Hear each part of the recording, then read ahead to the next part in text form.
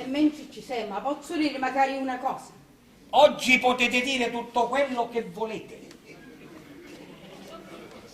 Ferdinando, sei cattivo, sei malvagio, sei perverso, sei una gran cosa fetosa, sangue di cimici, amaro.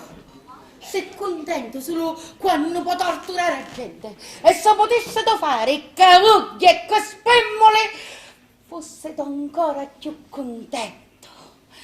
Ma che sempre buono stai tu, Sempre buono in una maniera. Ma non ti viene mai, chissà più, dolore di testa, dolce collo, dolore panza?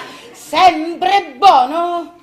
Oh, pigliatella una bella frevia così da letto che ne ci vanno e ne lascia tutte pare da pace. Oh, signore mele, sempre in una maniera, e come se cucca se sosi, e come se sose se cucca.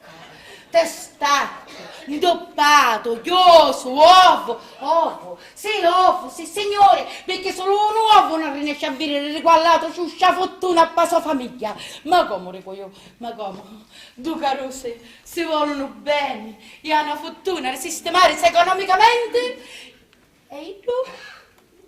Niente! Ma figlia si marita io! Ferdinando! A un ne siamo, dall'anno 1000, da Medioevo, Ferdinando! I tempi canciano! Siamo un do futuro, Ferdinando!